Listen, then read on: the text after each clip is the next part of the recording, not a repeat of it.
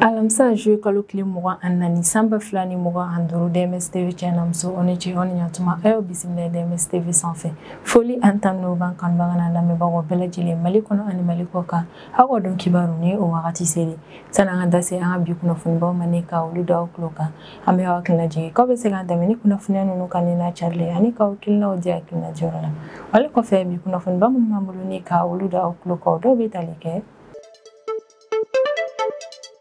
Tarata tɛmɛnen juillet kalo tile 22 samba filani mugan ani duuru an ka Mali état-major général des armées ale bɛ communiqué kɛ nin don kofɔlen na communiqué min kɔnɔna na b'a yira k'a fɔ ko Gundam cercle fanfɛla la ani nin yɔrɔ kofɔlen bɛ Tombouctou région yɛrɛ de kɔni kɔnɔna na ko Bamaci wale maaw yɛrɛ kɔni nana janda kɛ ni ka ɲɛsin an ka Mali finitigiw ma nin yɔrɔ kofɔlen yɛrɛ kɔnɔna na ko an ka Mali finitigiw ka teliya ale ni u ka cɛsiriw kɛra sababu n'u sera ka Bamaci wale maaw yɛrɛ kɔni kan diya invité ko fɛnɛ tɛmɛnen kɔfɛ an ka Mali finitigiw u sera ka Bamaci wale maaw ka kɛlɛkɛminɛn caman fɛnɛ minɛ u la nin janda in senfɛ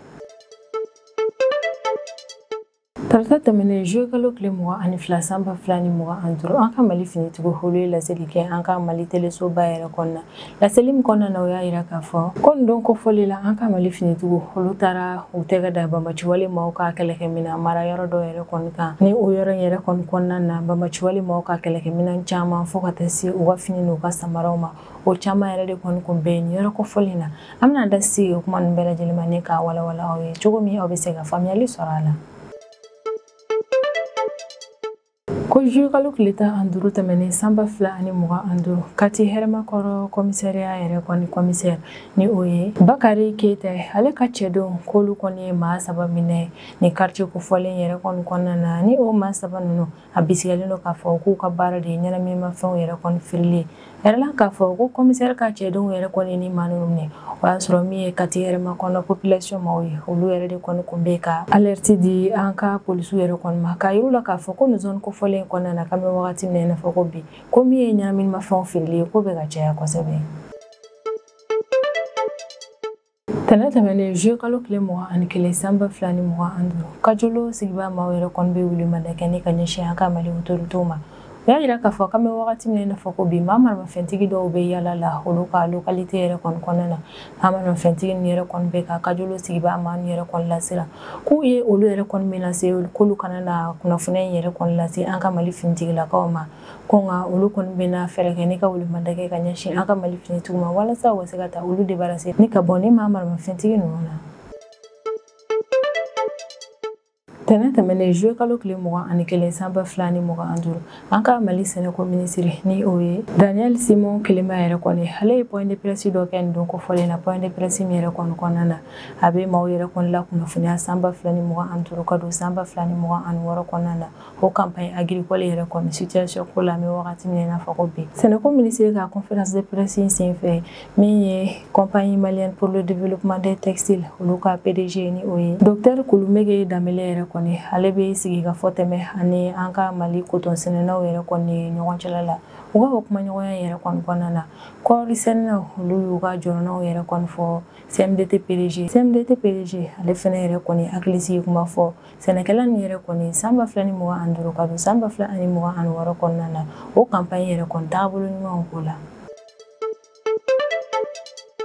juillet kalo tile 18 tɛmɛnen samba filani mugan ani duuru Côte d'Ivoire jamana kɔnɔna na infirmier dɔ yɛrɛ kɔni bɛ Côte d'Ivoire kiriko maaw ye nin ma kofɔlen yɛrɛ kɔni kɔnɔna ni san 3 kaso kɛli yɛrɛ kɔnɔna ka d'a kan ko nin infirmier ye commentaire dɔ yɛrɛ kɔni kɔnɔna na bɔlɔlɔsiraw kan a ye kuma jugubaw fɔ ne ka ɲɛsin Alassane Dramane Ouattara ma ni o ye Côte d'Ivoire jamana ɲɛmaa ye ni kunnafoni ba de bɛ an bolo kɔrɔ bi an bɛna minnu walawala aw ye bidon kibaru kɔnɔna na communiqué la min carila tarata tɛmɛnen juillet kalo tile 22 samba filani mugan ani duuru an ka Mali état-major général des armées ale bɛ laseli kɛ Mali jamana kɔnɔdenw bɛɛ lajɛlen yɛrɛ kɔni ma ko min yɛrɛ kɔni ye Bamaci wale maaw ye k'olu taara janda kɛ ni ka ɲɛsin an ka Mali finitigiw ma Gundam cercle kɔnɔna na ni nin yɔrɔ kofɔlen bɛ kɛrɛnkɛrɛnnenya la Tombouctou région de kɔnɔna na ko ɲani an ka Mali finitigilakaw yɛrɛ kɔni ka se Gundam cercle yɔrɔ in yɛrɛ kɔnɔna o y'a sɔrɔ Bamaci wale maa ninnu u kun y'u ka diya in yɛrɛ kɔni labɛn ko ɲuman cogo min an ka Mali finitigiw kun kana n'a ye ko nka o n'a taw ta an ka Mali finitigiw olu ka teliya n'u ka jateminɛ fo ka taa se u ka cɛsiriw ma wala kɔni kɛra sababu ye n'u sera ka bamaci wale maa min yɛrɛ kɔni ka nin ja in bali kan Mali finitigiw kelen ni ka ja in yɛrɛ kɔni bali o fɛnɛ ye ataki kɛ ni ka ɲɛsin bamaci wale maa ninnu yɛrɛ kɔni ma wale ne nana kɛ sababu ye ni ka na kɛlɛ yɛrɛ kɔni tɛmɛ an ka Mali finitigilakaw ni bamaci wale maaw ni ɲɔgɔn cɛla la ko ni opération yɛrɛ de kɔni senfɛ an ka Mali finitigiw olu taara bɔ bamaci wale maaw yɛrɛ kɔni ka kɛlɛkɛmina mara yɔrɔ dɔ yɛrɛ kɔni na min bɛ Doikiri Carrefour yɔrɔ fanfɛla yɛrɛ de kɔni na ko kɛlɛ min tɛmɛna an ka Mali finitigiw ni bamaci wale maaw yɛrɛ kɔni ɲɔgɔn cɛla la kɛlɛ in kɛra kɛnɛjalanba dɔ yɛrɛ de kɔni kan maati yɔrɔ kofɔlen na wa yiri olu kɔni fɛnɛ ka dɔgɔ yɔrɔ in na kosɛbɛ yɔrɔ ni Mali ni Mauritanie ka frontière yɛrɛ kɔni fɛnɛ kun man jan ɲɔgɔn na kosɛbɛ ko attaque yɛrɛ kɔni kɔfɛ an ka Mali finitigiw olu kɔni ma dan tagali dɔrɔn ma ne ka bɔ ni yɔrɔ kofɔlen na u ye gunda min yɔrɔ in cercle yɛrɛ kɔni fan bɛɛ lajɛlen yɛrɛ kɔni woloma walasa ni bamaci wale maa wɛrɛw dogonbɛ yen nɔ ka se ka olu labɔ yɛrɛ kɔni an ka Mali finitigilakaw ka yɔrɔ yɛrɛ kɔni wolomali baaraw yɛrɛ de kɔni kɔnɔna na u taara bɔ pick-up dɔ yɛrɛ kɔni kan min bamaci wale maaw ta ye ale ni moto dɔ yɛrɛ kɔni ni bamaci wale maaw kun b'o utiliser ka u ka déplacement yɛrɛ kɔni kɛ ni o ye ko wale yɛrɛ kɔni kɔfɛ an ka Mali finitigilakaw u ye tiɲɛni don bolimafɛn ale ni moto in fila bɛɛ lajɛlen na o fɛnɛ kɔfɛ u taara bɔ kɛlɛkɛmina farimanba dɔw fɛnɛ kan ni o dɔw ye mitrailleuse PKM ale ni o ɲɔgɔnna kɛlɛkɛminɛn caman yɛrɛ kɔni kan ka Mali finitigiw taara bɔ ninnu bɛɛ lajɛlen yɛrɛ kɔni kan bamaci wale maaw kɔ ni yɔrɔ kofɔlen na ni opération in senfɛ an ka Mali état-major général des armées ale bɛ foli kɛ ni ka ɲɛsin an ka Mali finitigiw ma kɛrɛnkɛrɛnnenya la an ka Mali finitigi minnu yɛrɛ kɔni sen donna ni opération in na a bɛ u fo u ka teliya hali n'u ka cɛsiri baaraw yɛrɛ kɔnɔna ni opération in senfɛ wa a bɛ tila ka hakilisigi kuma fɔ Mali jamana kɔnɔdenw ye ko min ye bamaci wale maaw ɲinini u nɔ minɛli fo ka taa se u bɔlɛni la u ni na ko o baara yɛrɛ kɔni bɛ ka continuer an ka Mali finitigilakaw fɛ ko wa ni u ye k'a dabila yɛrɛ kɔni o b'a sɔrɔ Mali fantan a naani bɛɛ lajɛlen yɛrɛ kɔni lakanala de tarata tɛmɛnen juillet kalo tile 22 sanba 2025 an ka Mali finitigilakaw olu ye laseli kɛ an ka jamana telesoba yɛrɛ kɔnɔna ko Mali yɛrɛ kɔni kɔnɔna na ko an ka Mali finitigilakaw u taara bɔ bamaci wale maaw ka kɛlɛkɛminɛw ale n'u ka fini dontɔw dogo yɔrɔ dɔ yɛrɛ kɔnɔna min kun bɛ an ka Mali jamana kɔnɔna na finitigilakaw ka kɔrɔfɔ la k'u taara bɔ bamaci wale maaw ka ni minɛbila yɔrɔ ni yɛrɛ kɔni kan opération dɔ yɛrɛ de kɔni senfɛ wa opération yɛrɛ kɔni y'a yira Mali jamana kɔnɔdenw bɛɛ lajɛlen na k'a fɔ k'an ka Mali finitigilakaw olu cɛsirilen don kosɛbɛ jɛkulu bɛɛ lajɛlen yɛrɛ kɔni cili la kɛrɛnkɛrɛnnenya la jɛkulu minnu yɛrɛ kɔni ka baara ye n'i ka bamaci wale maaw jukɔrɔmadon ni kɛlɛkɛminɛw hali ni dumuni fo ka taa se finiw yɛrɛ kɔni dili la o ma ye an ka finitigilakaw yɛrɛ kɔni ka kɔrɔfɔ la k'u talen bɔ bamaci wale maaw yɛrɛ kɔni ka ni minɛbila yɔrɔ in kan u taara bɔ kɛlɛkɛminɛ minnu yɛrɛ kɔni kan o dɔw de fusil à air comprimé hali ni a ka système de recharge o 20 foulard ba 4 samara arrangeurs ba 7,280 uniforme de camouflage ba 4 fini n'o couleur yɛrɛ kɔni ka kɛ o 100 insigne ba 440 ni min yɛrɛ kɔni sanfɛla la bamaci wale maa minnu yɛrɛ kɔni ta ye fini ninnu ye olu ka bamaci wale jɛkulu tɔgɔ yɛrɛ de kɔni sɛbɛnnen bɛ insigne ninnu sanfɛ patch ba 140 ni o patch kelen fɛnɛ kan bamaci wale jɛkulu maa minnu don olu ka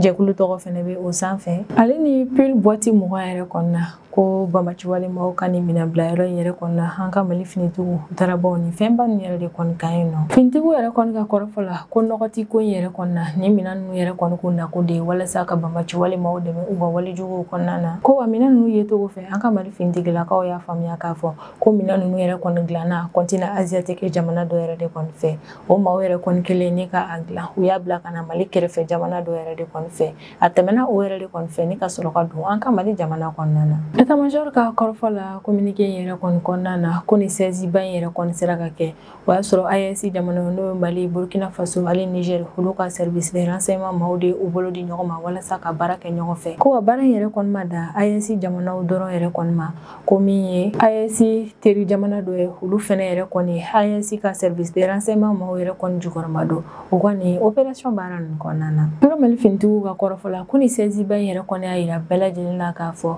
ko kɔkan jamana wɛrɛw yɛrɛ kɔni sen don bɛ Mali bamaci wale maaw yɛrɛ kɔni jukɔrɔmadonni na ko komi ko yɛrɛ kɔni juguyara kosɛbɛ an ka Mali kiriko maaw olu ye sɛgɛsɛgɛli baara dɔw yɛrɛ kɔni daminɛ bɛ wagati min na i n'a fɔ ko bi walasa maa minnu yɛrɛ kɔni ye nin ko in kɛ ni o kun nana kɛ sababu ye ne ka na nin basigibaliya ye jamana ninnu yɛrɛ kɔni kɔnɔna na ka fɛɛrɛ latigɛ ne ka o maa ninnu yɛrɛ kɔni don don n'a nataw la état-major général des armées a bɛ foliba kɛ ne ka ɲɛsin AES service de renseignement fo ka taa se AES force de défense et de sécurité u bɛɛ lajɛlen yɛrɛ kɔni ma wa a bɛ foliba kɛ ne ka ɲɛsin AES jɛɲɔgɔnw yɛrɛ kɔni ma minnu kɔnɔna jɛyalen sigilendo AES ye kosɛbɛ a b'u fo kosɛbɛ u ka collaboration yɛrɛ kɔnɔna ka d'a kan ko n'i y'a ye k'a fɔ nin opération yɛrɛ kɔni sera ka sebaya sɔrɔ ko AES teri jamana dɔ bɛ yen ko fɛnɛ AES ka service de renseignement ma o jugɔrɔma dɔn kosɛbɛ a bɛ tila ka hakilisigi kuma fɔ Mali jamana kɔnɔdenw yɛrɛ kɔni komi an ka Mali finitigilakaw ye olu bɛ fɛɛrɛw bɛɛ lajɛlen yɛrɛ kɔni sigi sen kan walasa bɛn ni kelenya ale ni basigi o ka se ka segin ka na AES jamanaw kɔnɔna na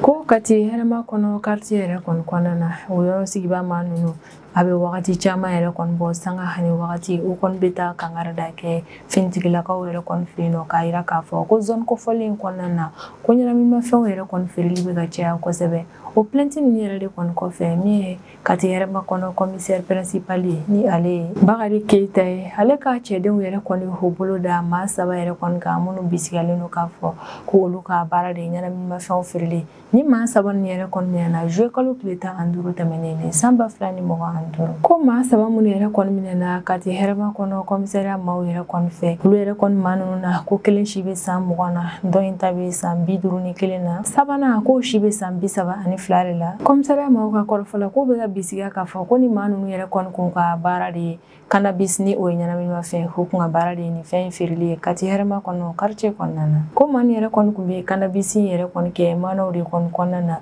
u kun tɛ da cannabis dɔrɔn feereli yɛrɛ kɔni ma min ye tramadol ye u kun b'o plaquettes fɛnɛ feere ko Kati hɛrɛma kɔnɔ commissariat maaw yɛrɛ kɔni filɛ ni ka u bolo da ni maa 3 minnu yɛrɛ kɔni kan k'u bisigalen don k'a fɔ ko maa 3 nin yɛrɛ kɔni kun ka baara ye nin fɛn feereli ko nka sɛgɛsɛgɛli baaraw yɛrɛ kɔni bɛ sen na a ko ɲɛ kan wagati min maa 3 nin yɛrɛ kɔni bɛ minɛ commissariat maaw u taara bɔ cannabis ale ni tramadol yɛrɛ kɔni caman kan maa ninnu bolo ni opération y'a yira n'a k'a fɔ ko an ka Mali jamana kɔnɔdenw ka lakana ko min ye an ka jamana polisiw ye k'u bɛ o kow ta ba la kosɛbɛ ko a y'a yira na fɛnɛ k'a fɔ ko an ka Mali polisiw olu cɛsirilen don kosɛbɛ an ka sifinnakaw yɛrɛ kɔni kisili ma kosɛbɛ ɲɛnaminimafɛnw tɔɔrɔw ma Kati hɛrɛma kɔnɔ commissaire ale bɛ foliba kɛ ni ka ɲɛsin nin yɔrɔ population ma yɛrɛ kɔni ma a b'a yira k'a fɔ ko o maa ninnu yɛrɛ de kɔni sera ka polisi maa ninnu dɛmɛ u ka nin opération ninnu kɔnɔna na wa a bɛ tila k'a laɲini kɛ population maa ninnu yɛrɛ kɔni fɛ ko n'u tora ka bisigiya ko dɔw yɛrɛ kɔni na u sigiyɔrɔ la a laɲininen dɔ u fɛ u ka o kumaw yɛrɛ kɔni lase polisiw ma joona ka d'a kan ko yɛrɛ de kɔni bɛ kɛ sababu ye ni ɲɛnaminimafɛn kɛlɛli an ka Mali finitigilakaw fɛ o kɔni bɛ se ka sebaya sɔrɔ maa 3 minnu yɛrɛ kɔni minɛna k'an bɛ wagati min na i n'a fɔ ko bi olu bɛ an ka kiiritigilamaw yɛrɛ kɔni bolo ko nka sɛgɛsɛgɛli baaraw yɛrɛ kɔni bɛ ka continuer halisa ni yɛrɛ kɔni don n'a nataw la ko ni maa 3 ninnu olu kɔni bɛ taa jaabi kɛ ni ka ɲɛsin u ka kɛwalew ma an ka kiiritigilamaw yɛrɛ kɔni ɲɛma tɛnɛ tɛmɛnen juillet kalo tile 21 san 2025 kajolo sigibaa maaw yɛrɛ kɔni olu bɛ alerte kɛ ni ka ɲɛsin an ka Mali finitigilakaw ma u b'a yira k'a fɔ k'olu jɔrɔlen don kosɛbɛ an bɛ wagati min na i n'a fɔ ko bi u sigiyɔrɔw la kajolo sigibaa maaw yɛrɛ kɔni ka kɔrɔfɔ la ko jɛkulu maramafɛntigi dɔw ni a bisigalen bɛ ka kɛ ko ni maa ninnu yɛrɛ kɔni ye banbaci walemaw ye ko o maa ninnu yɛrɛ kɔni bɛ yala la kajolo mara yɛrɛ kɔni kɔnɔna na ko wa jɛkulu maramafɛntigi nin yɛrɛ kɔni tɛ ka dan yala dɔrɔn yɛrɛ kɔni ma u bɛ ka siranɲɛ don kajolo sigibaa maaw dusukun na ko wale yɛrɛ kɔni bɛ ka kɛ sababu ye ni min ye kajolo sigibaa maaw ye olu jɔrɔlen don kosɛbɛ n'u ka ɲɛnɛmayaw ye kajolo ba kɛrɛfɛla maa dɔ yɛrɛ kɔni ka kɔrɔfɔ la ko ni jɛkulu maramafɛntigi nin yɛrɛ kɔni u bɔra Mandela localité de la ni nin yɔrɔ kofɔlen bɛ Sikaso région kɔnɔna na ko wa olu ka kofɔlɔ ni ka jɛkulu maramafɛntigi ninnu ye u kɛra Sorobile Dajan localité yɔrɔ yɛrɛ de kɔnɔna ko Sorobile Dajan localité yɔrɔ yɛrɛ kɔnɔna jɛkulu maramafɛntigi ninnu u ye kojugu yɛrɛ kɔni ta ni ka ɲɛsin o yɔrɔ sigibaa maaw ma wale min kɛra sababu ye ni ka olu yɛrɛ kɔni lasiran kosɛbɛ o ye o yɔrɔ sigibaa maa ninnu yɛrɛ kɔni bɛ na se kosɛbɛ ko ni o yɔrɔ sigibaa maa ninnu u ye an ka Mali finitigilakaw wele k'a f'u ɲɛna ko jɛkulu maramafɛntigi dɔw yɛrɛ kɔni bɛ localité in kɔnɔna na ko olu bɛ kojugu ta ni ka ɲɛsin population ninnu ma k'u tilalen Sorobile Dajan localité maaw yɛrɛ kɔni lasiranni yɛrɛ kɔni na u bɔra yen ni ka taga Nimbu fanfɛla yɛrɛ kɔni na yɔrɔ min na u seginna nin ko kelen yɛrɛ kɔni kan ni o ye ka o yɔrɔ sigibaa maa ninnu yɛrɛ kɔni jatigɛ kosɛbɛ walasa k'u kana na fɛn fɔ an ka Mali finitigilakaw ye k'u tilalen o ko in yɛrɛ kɔni na jɛkulu maramafɛntigi ninnu u kɔni taara u sigi Dugukurani localité yɛrɛ kɔni na kunnafoniyaw yɛrɛ kɔni y'a yira k'a fɔ ko jɛkulu maramafɛntigi ninnu u yɛrɛ kɔni selen Nimbugu localité yɛrɛ kɔni kɔnɔna na u ye o yɔrɔ sigibaa maa ninnu bɛɛ lajɛlen yɛrɛ kɔni fara ɲɔgɔn kan misiri kɔnɔna na k'u tilalen o ko in yɛrɛ kɔni na jɛkulu maramafɛntigi ninnu u kɔni y'u sen fa ni ka se Kebeni yɔrɔ yɛrɛ de kɔni na o tɛmɛlen kɔfɛ k'u taara Kurafɛnɛ localité kɔnɔna na k'an kɔni bɛ wagati min na i n'a fɔ ko bi o yɔrɔ sigibaa maa ninnu u t'a dɔn jɛkulu maramafɛntigi ni yɛrɛ kɔni bɛna taga yɔrɔ min na fɔlɔ. Source dɔ kɔni y'a yira k'a fɔ ko tarata tɛmɛnen juillet kalo tile 22 san 2025 tileganfɛla nɛgɛ kanɲɛ 14 wagati ye ko ni bugu localité yɛrɛ kɔni na o yɔrɔ sigiba maaw y'a yira k'a fɔ k'u ye an ka Mali finitigilaka dɔw ye o yɔrɔ in na ni heure kofɔlen in na ko nka wagati min an ka Mali finitigilakaw yɛrɛ kɔni bɛ na o yɔrɔ in na o y'a sɔrɔ jɛkulu maramafɛntigi ni yɛrɛ kɔni kun wulila ka bɔ o yɔrɔ in na ka ban k'an kɔni bɛ wagati min na i n'a fɔ ko bi an ka Mali finitigiw olu ni jɛkulu maramafɛntigi maa nu yɛrɛ kɔni ko kari ɲɔgɔnna ma tɛmɛ u ni ɲɔgɔn cɛla la fɔlɔ ko nka kajalo sigiba maaw kɔni y'a yira k'a fɔ ko olu jɔrɔlen yɛrɛ kɔni don kosɛbɛ n'u ka ɲɛnɛmayaw yɛrɛ kɔni ko min yɛrɛ kɔni jɛkulu maramafɛntigi ninnu ye u kɔni ma maa si bɔnɛ u ni na ma mɔgɔ jugu yɛrɛ kɔni ko nka u kɛn bɛ ni ka olu menase kosɛbɛ o ko hukumu yɛrɛ de kɔni kɔnɔna na u bɛ welemada kɛ ni ka ɲɛsin an ka Mali autorité yɛrɛ kɔni ma k'u k'a lajɛ ni ka fɛɛrɛ latigɛ ni ka olu débarrasser ka bɔ ni jɛkulu maramafɛntigi ninnu na. Tɛnɛ tɛmɛnen juillet kalo tile 21 san 2025 an ka Mali sɛnɛko minisiri ni o ye Daniel Simon Kelema yɛrɛ kɔni hali conférence de presse dɔ kɛ conférence de presse min yɛrɛ kɔni senfɛ an ka Mali san 2025 ka don san 2026 kɔnɔna na o campagne agricole o bɛ lahalaya min kɔnɔna na sɛnɛko minisiri a bɛ ɲɛfɔli kɛ o kow bɛɛ lajɛlen na. Sɛnɛko minisiri ka kɔrɔfɔ la k'an ka kɔɔri sɛnɛnaw yɛrɛ kɔni ka campagne tɛmɛnen wari ko autoritéw y'o bɛɛ lajɛlen sara. Engrais ko min bɛ sen na ko an ka Mali autoritéw k'u bɛ ka o gérer ka o baaraw bɛɛ lajɛlen labɛn. Ale ni JACID ni o ye fɛn ɲɛnɛmaniw ye minnu bɛ tiɲɛni don dannikɛfɛnw yɛrɛ kɔnɔna na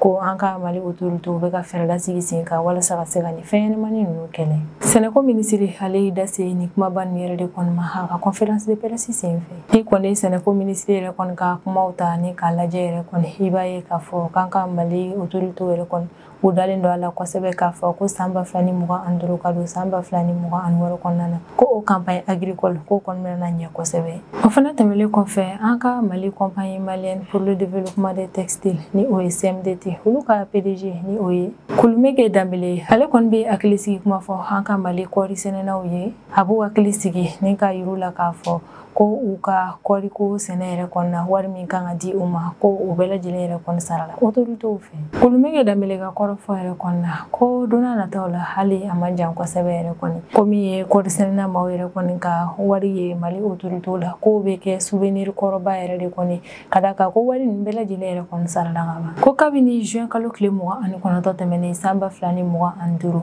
min ye an ka jamana kɔɔri sɛnɛnaw ye olu ka juru min kun bɛ an ka Mali autoritéw la ko kabini nin dati kofɔlen na autoritéw ye u ka wariw bɛɛ lajɛlen yɛrɛ kɔni bila banquew la a b'a yira k'a fɔ k'a kan bɛ kɛrɛnkɛrɛnnenya la BNDA banque yɛrɛ de kɔni ma ko nka BNDA ni a ka partenaires yɛrɛ kɔni u bɛna na wari nin yɛrɛ kɔni tila cogo min ani a bɛna na jigin mɔgɔw yɛrɛ kɔni kun cogo min na ko BNDA ni a ka partenaires yɛrɛ kɔni bɛ o baaraw de la ko o baara in yɛrɛ kɔnɔna n'i y'a ta k'a lajɛ ko n'i y'a ta 100 sara yɛrɛ kɔnɔna 89 o bɛɛ lajɛlen yɛrɛ kɔni kɛra o baara la ka ban ko yɛrɛ de kɔni sababuya yɛrɛ kɔnɔna kɔɔri sɛnɛna jɛkulu dɔw yɛrɛ kɔni bɛ yen nɔ halisa olu ma se ka u ka wariw yɛrɛ kɔni sɔrɔ ka d'a kan ko programme in yɛrɛ kɔni bɛɛ lajɛlen bɛ BNDA de yɔrɔ la min ye an ka Mali autoritéw olu kɔni ye wari in bɛɛ lajɛlen sara nka CMDT ɲɛmaa ale kɔni bɛ hakilisigi kuma yɛrɛ kɔni fɔ maa ninnu ɲɛna ko an ka Mali autoritéw yɛrɛ kɔnɔna na fɛɛrɛ bɛɛ lajɛlen yɛrɛ kɔni latigɛ walasa maa minnu ka wari yɛrɛ kɔni ma d'u ma an bɛ wagati min na i n'a fɔ ko bi ka fɛɛrɛ latigɛ olu bɛɛ lajɛlen ka se ka u ka wariw sɔrɔ wagati kuntagala surunw kɔnɔna na an ka Mali kɔɔri sɛnɛnaw yɛrɛ kɔni ka jɛkulu président ni o ye Yakuba Tarawele ale bɛ foliba kɛ ni ka ɲɛsin an ka Mali gouvernement maaw ma u ka cɛsiri baaraw yɛrɛ kɔni na olu kɔɔri sɛnɛnaw yɛrɛ kɔni ka wari saraliw la nka a bɛ welemada kɛ ni ka ɲɛsin an ka Mali autoritéw yɛrɛ kɔni ma engrais ko lahalaya la an bɛ wagati min na i n'a fɔ ko bi Yakuba Tarawele ka kɔrɔfɔ la k'u bɛ Mali gouvernement maaw yɛrɛ kɔni fo kosɛbɛ ka d'a kan u ye jamana kɔɔri sɛnɛnaw yɛrɛ kɔni ka wariw d'u ma ko nka engrais ko lahalaya an bɛ wagati min na i n'a fɔ ko bi ko kɛn bɛ ni ka olu jɔrɔ kosɛbɛ k'an bɛ wagati min na i n'a fɔ ko bi ko Kucala mara yɛrɛ kɔni kɔnɔna na hectare ba 30 ani kɔ bɔɲankɔ olu bɛɛ lajɛlen yɛrɛ kɔni bɛ yen nɔ ni halisa an bɛ wagati min na i n'a fɔ ko bi engrais ma se ka di olu ma fɔlɔ ko fana tɛmɛlen kɔfɛ Kita yɛrɛ kɔni mara kɔnɔna na yɔrɔ min bɛ yen ni kɔɔri bɛ sɛnɛ yen nɔ ko o maa ninnu fana si ma se ka engrais sɔrɔ an bɛ wagati min na i n'a fɔ ko bi Yakuba Tarawele bɛ hakililajigi yɛrɛ kɔni kɛ k'an ka Mali autoritéw yɛrɛ kɔni kana na ɲinɛ a kan k'a fɔ ko n'i ye kɔɔri si yɛrɛ kɔni dan tile 15 yɛrɛ de kɔni kɔfɛ i kan ka engrais yɛrɛ kɔni kɛ a kɔrɔla la ko nka ni engrais yɛrɛ kɔni mana a wagati la olu bɛna kɛ cogo di yɛrɛ kɔni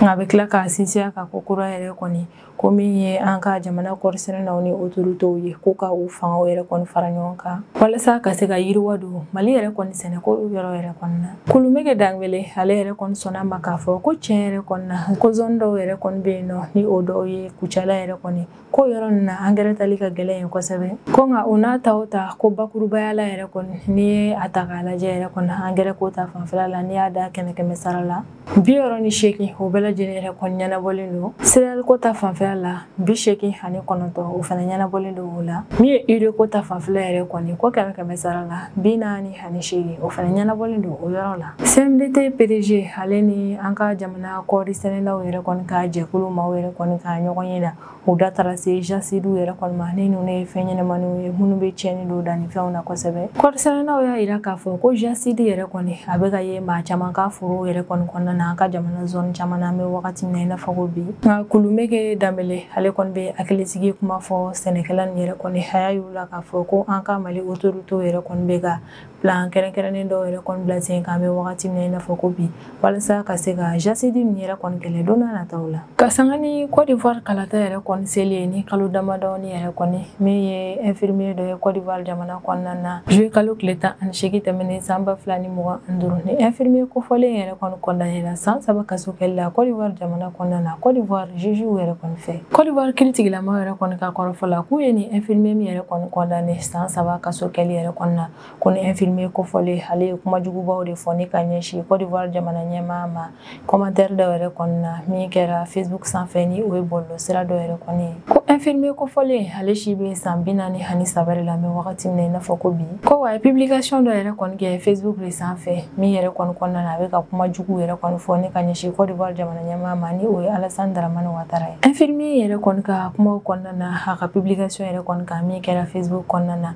a bɛ ka kuma minnu fɔ o ye kumajugu de ye ni ka ɲɛsin Alassane Dramane Ouattara yɛrɛ kɔni ma infirmier in ka kɔrɔfɔ yɛrɛ kɔni na ko ni Alassane Dramane Ouattara ba yɛrɛ kɔni tun ye o kɔnɔ tiɲɛ a mɛnna yɛrɛ kɔni k'a tun bɛ wagati min na i n'a fɔ ko bi ko Alassane Dramane Ouattara ba ale tun bɛ farafinna kisi yɛrɛ kɔnɔ Abidjan procureur de la République ka kɔrɔfɔ la ko infirmier kofɔlen ale ma condamné san 3 kaso kɛli dɔrɔn yɛrɛ kɔni na a condamné la CFA wari miliyɔn 5 yɛrɛ kɔni sarali la k'o kɛ amande yɛrɛ kɔni ye ko fɛnɛ tɛmɛlen kɔfɛ infirmier kofɔlen a laɲinina ale fɛ k'a ka yafadeli yɛrɛ kɔni kɛ ni ka ɲɛsin Alassane Dramane Ouattara yɛrɛ kɔni ma Abidjan procureur de la République ka kɔrɔfɔ la ko ka nimisa ka segin kɔ walima ka yafa deli o ko o kun tɛna se ka foyi yɛrɛ kɔni bɔ cɛ in ka infraction yɛrɛ kɔni juguyali la a bɛ sinsin a ka fɛnɛ ko cɛ in ye nin kumajuguba min yɛrɛ kɔni fɔ a y'a fɔ ni ka ɲɛsin jamana maaba dɔ yɛrɛ kɔni ma ni o ye jamana institution de la République dɔ yɛrɛ kɔni ko o ko ninnu yɛrɛ kɔni dunna kuma sugu dɔw bɛ yen ni o fɔ ka ɲɛsin o ma hali ni ye yafa deli walima ka nimisa ka segin kɔ yɛrɛ kɔni